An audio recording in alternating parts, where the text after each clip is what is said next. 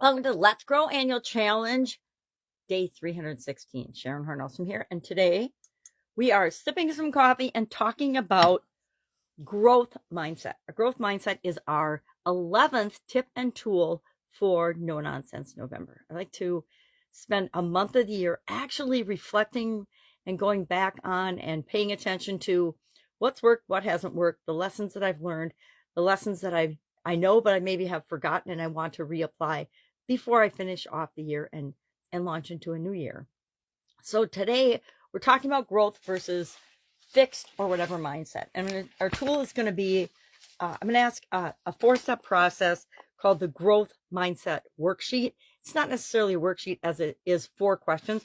But first, I realized this isn't the first time I've talked about this topic. Obviously, we talked about it in Supersize Your Business for open and closed mindset. And basically, everything that happens to us, including our mind, is on a continuous spectrum, right? From open to closed. And we can look at just about anything in our life and rate it that way. But what we want to keep in mind for this is that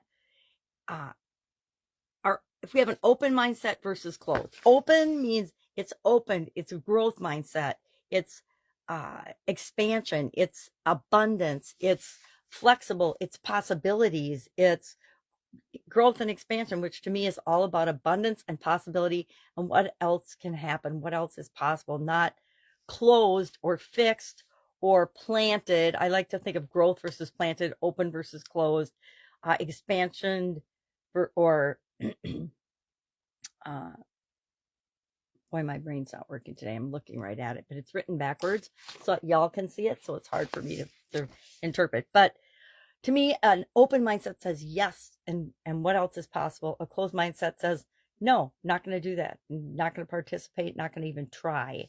An open mindset to me is about knowing that we're going to do things that don't work out perfectly in the first place, but it's not going to stop us from absolutely attempting and trying to do something. It's going to encourage us to move forward.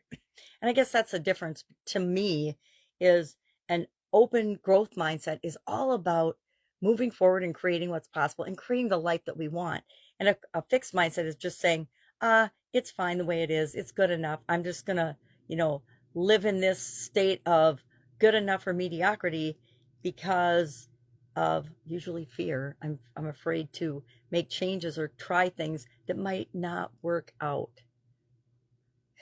I don't even know what to say to that. So today we've got Bo's story and guide to the Let's Grow Annual Challenge private Facebook group page, and you can check that out and see how developing a growth mindset impacted his life and his experiences. But the growth mindset worksheet, why do we even want one? Well, benefits of a growth mindset are we've got increased resilience. We create more results. We get more of what we want. We create the life we want. We are more motivated. We have better life experiences than if we just stay in our little comfort zone all the time. Does having a growth mindset require us to step out of our comfort zone? Usually it does. Nothing great happens in our comfort zone. We're just comfortable there.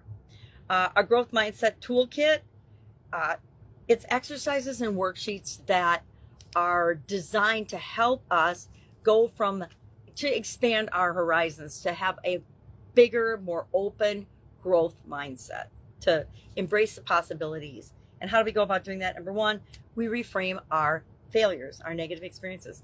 To me, I don't even remember when I did this. It's been so long ago now, but I decided a long time ago that I needed to embrace screwing things up. I had to embrace the things about me that I didn't love. I didn't love that I'm not very coordinated. Like, I'm a total klutz. I try not to say that out loud because I feel like it makes it more likely to happen for me. But there are things about myself, just like I'm sure there's things about all of ourselves that we do not love or appreciate. But if we can find ways to reframe that, now, by being a klutz, I have all kinds of opportunities on a regular basis to recover and find ways to make things safe so that I don't hurt myself, so I don't be a klutz. So we want to reframe what we consider our failures and make them into an advantage. Because guess what? The things that we're not good at, the things that we consider our failures or our struggles, those are actually our areas of genius because we've had to solve the problem in those areas for ourselves. That means we can help other people to do the same.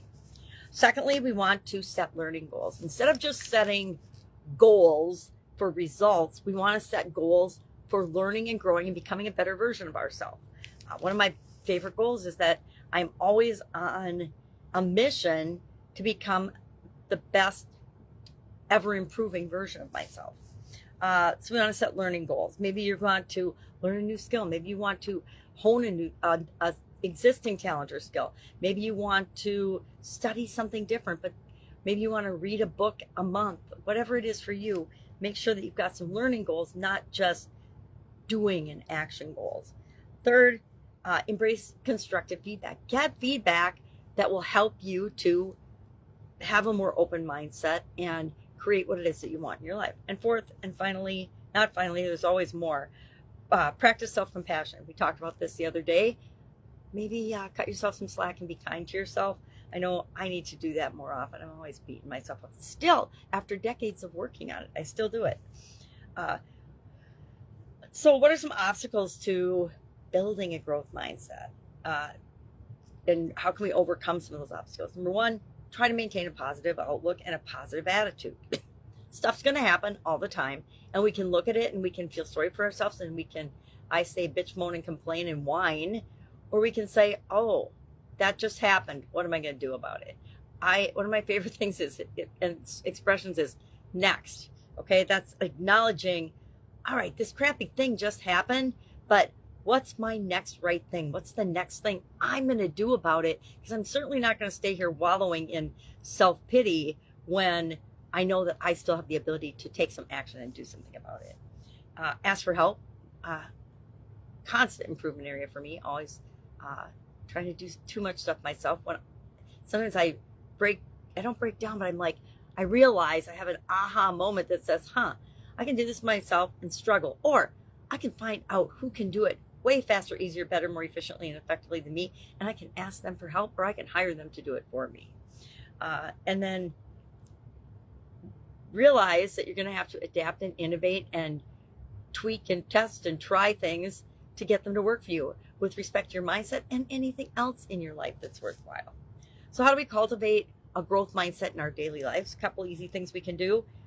Challenge negative thoughts. When negative thoughts and impossibility and bitching, whining, moaning, and complaining pop into your head, challenge those things. Ask yourself questions about it. Well, is that really true? Is that even, yeah, that happened, but does that have to affect the next 5 years of my life? Probably not.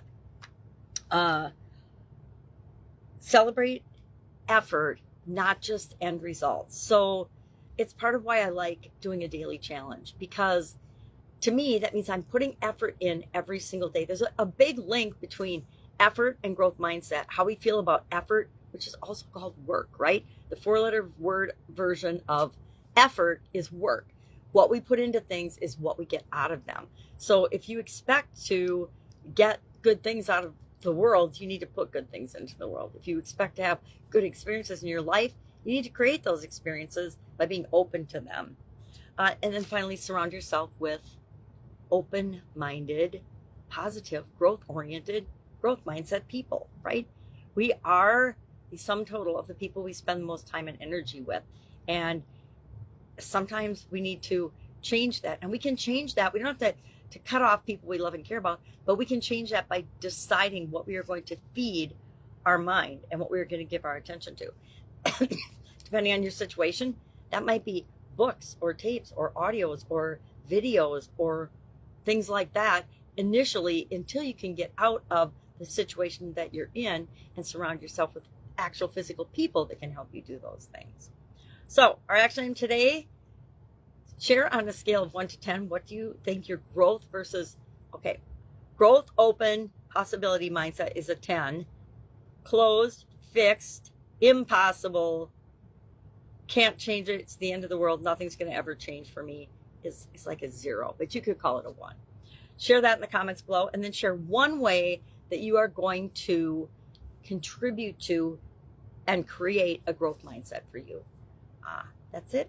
Share in the comments below. If you need any help with this, hit me up and ask, because I've done a lot of work on it, and I think that it's a a continually improving work in process thing for most of us human beings, right? Because we have a propensity to think more negatively. So we want to consciously choose to be more positive, open, and growth oriented and abundance thinkers. All right, have a great day, and I'll, of course, be with you tomorrow.